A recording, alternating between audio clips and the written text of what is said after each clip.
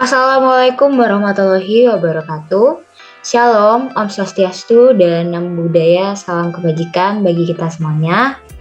Kami dari kelompok A4, dari mata kuliah unsur dan senyawa anorganik, yaitu meliputi ada Hadiata Karima dengan NRP akhir 003, ada saya sendiri yaitu Vanuela Semening Budi dengan nomor NRP akhir 007, kemudian ada Imelda Priscilla dengan NRP akhir 047, dan kemudian ada Deva Novelia dengan NRP akhir 048 akan membawakan suatu topik berjudul propilen.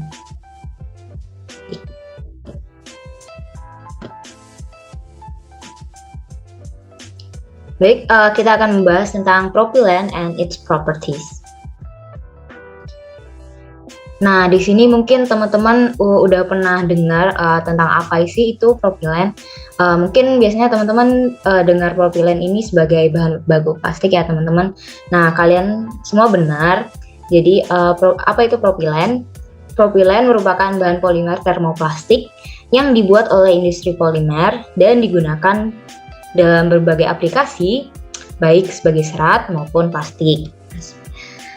Propilen merupakan polimer yang ringan karena memiliki densitas sebesar 0,90 sampai 0,92 gram per cm kubik. Nah, makanya ini cocok banget ya teman-teman buat jadi bahan baku plastik. Memiliki kekerasan dan kerapuhan paling tinggi, serta sifatnya yang kurang stabil terhadap panas.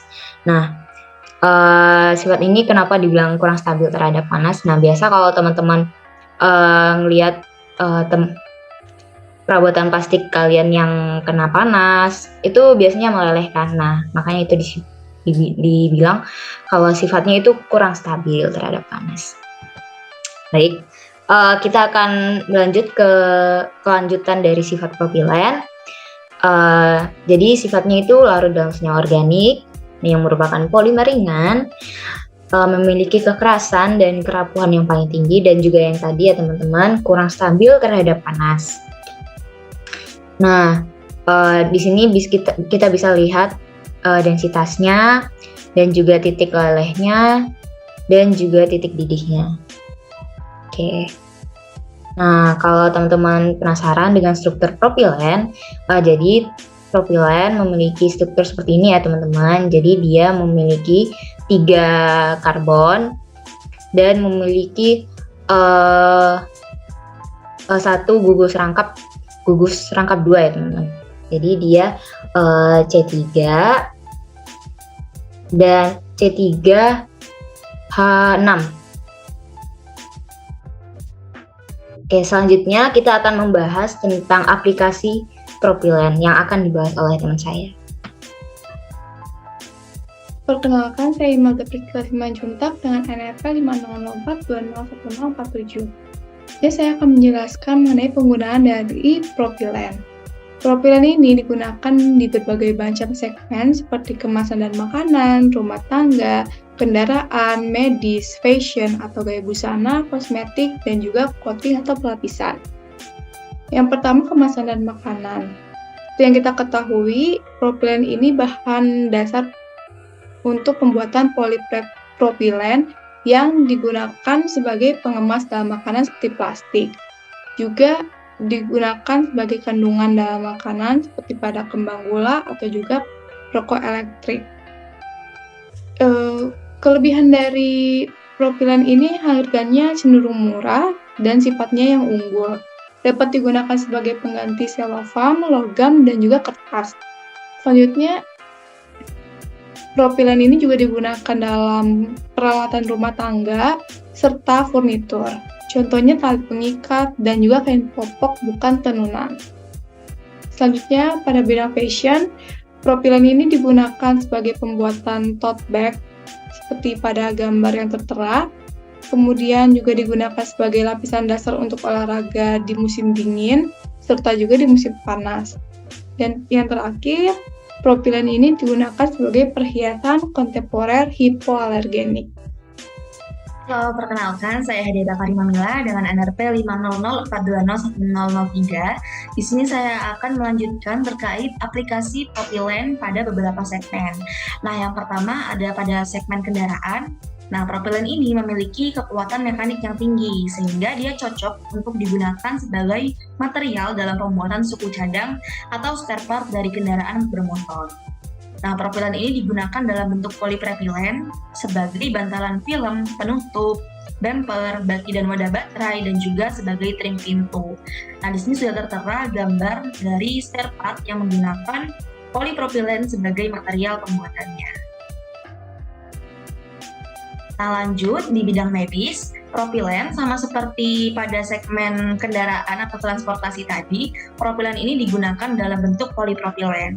Nah, sebenarnya ada beberapa polimer lain yang mungkin memiliki performa yang lebih tinggi dibandingkan dengan polipropilen. Akan tetapi, apabila kita tinjau dari segi ekonomis atau efektivitas harga maksudnya, di sini polipropilen ini memiliki keterjangkauan yang lebih tinggi, sehingga polipropilen lebih luas aplikasinya dibandingkan dengan polimer lain dalam dunia medis. Nah, polipropilen ini memiliki ketahanan terhadap sterilisasi uap dan juga digunakan sebagai bahan pembuatan cawan Petri, jarum suntik sekali pakai, vial medis, botol infus, dan baki makanan. Selain itu juga digunakan sebagai bahan jahitan sintetis untuk operasi perbaikan prolaps. Karena polipropilen sebagai bahan jahitan sintetis ini tidak bisa menyerap ke dalam tubuh. Nah, selain dari aplikasi tadi, ada juga aplikasi yang sedang dikembangkan saat ini, yaitu polipropilen digunakan sebagai casting cup dalam pembuatan lensa kontak berjangka pendek. Kenapa demikian? Karena polipropilen ini memiliki ketahanan terhadap bahan kimia yang sifatnya kuat atau keras, yang mana bahan kimia tersebut digunakan dalam proses pembuatan lensa kontak berjangka pendek. Nah, ada pun juga yang lain yaitu pada perangkat medis. Nah, kita tahu sendiri bahwa perangkat medis membutuhkan ketahanan terhadap radiasi. Nah, dan polipropilen ini salah satunya bisa menahan radiasi dari perangkat medis tersebut. Nah, dalam bentuk HPP dan RCP. Nah, apa sih HPP dan RCP itu? Jadi HPP adalah High Performance Polypropylene, sementara RCP adalah Random Copolymer Polypropylene. Nah, dari sekian banyak aplikasi polipropilen dalam dunia medis, yang paling banyak digunakan adalah aplikasi dalam jarum suntik sekali pakai. Nah, selanjutnya di bidang kosmetik, propilen ini digunakan dalam bentuk propilen glikol yang strukturnya bisa dilihat di bawah ini, yang merupakan humektan dalam formulasi pelembab. Nah, humektan ini artinya apa? Artinya propilen glikol dalam hal ini bersifat sebagai humektan, dia mampu untuk meningkatkan retensi kelembapan di kulit dan rambut kita yang kita aplikasikan skincare atau kosmetik yang mengandung propilen glikol. Karena humektan ini memiliki afinitas yang tinggi terhadap air. Dia menarik air dari dalam kulit sehingga bisa meningkatkan kekenyalan dan juga vibrasi pada kulit kita. Nah, akan tetapi perlu dicatat bahwa kandungan propilen glikol ini tidak semua orang bisa mentoleransi. Mungkin saja bisa menimbulkan reaksi alergi atau mungkin ruam pada kulit pada orang-orang yang memiliki kondisi kulit tertentu seperti kulit yang sensitif atau mungkin kulit yang memiliki eksim atau dermatitis dan juga yang sudah pernah memiliki riwayat alergi. Nah, selanjutnya atau terakhir ada propilen dalam segmen coating atau pelapisan. Nah, jadi selama 20 tahun ini propilen dalam bentuk polipropilen itu digunakan sebagai bahan pelapis pada pipa minyak dan gas karena memiliki titik leleh yang tinggi. Jadi dia cocok untuk suhu operasi yang tinggi.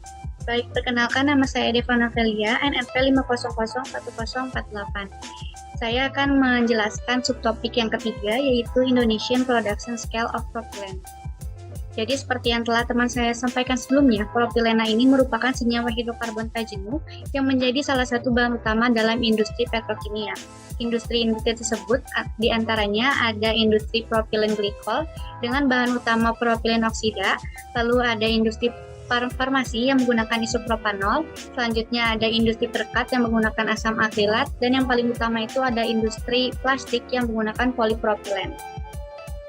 Selanjutnya ada prospek industri dan pemasaran propilena di Indonesia.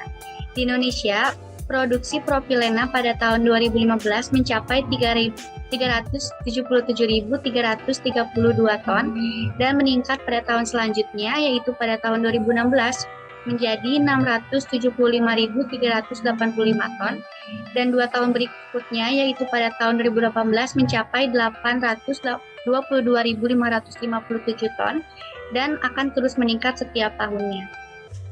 Dari uraian tersebut, maka dapat disimpulkan bahwa rata-rata produksi propilena di Indonesia mencapai 540.000 ton per tahun, dan dengan adanya masa pandemi COVID-19 selama 2 tahun terakhir menyebabkan produksi propilena di Indonesia menjadi menurun, namun permintaan dalam negeri ini mencapai 1.160.000 ton per tahun, sehingga untuk memenuhi sisa kebutuhan dari propilena di dalam negeri ini perlu dilakukan impor dari negara lain dengan harga jual propilena yaitu 700 sampai 800 US dollar atau 10 sampai 12 juta rupiah per ton.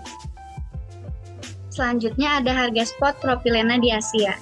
Dari data Chemroy's Price Wizard menunjukkan bahwa rata-rata mingguan untuk harga spot propilena telah mencapai titik tertinggi sejak November 2014 setelah tren kenaikan yang dimulai bulan Juli. Di Asia, rata-rata mingguan harga spot propilena telah membukukan kenaikan kumulatif pada $85 per ton sejak tren penguatan dimulai pada awal April. Kenaikan harga tersebut dipacu oleh semakin langkanya material untuk membuat produk propilena. Jika data tersebut dikonversikan menjadi grafik, maka dapat didapatkan gambar grafik seperti pada layar. Baik, seperti itu presentasi kami tentang propilena. Mohon maaf bila ada kesalahan kata maupun perbuatan. Wassalamualaikum warahmatullahi wabarakatuh.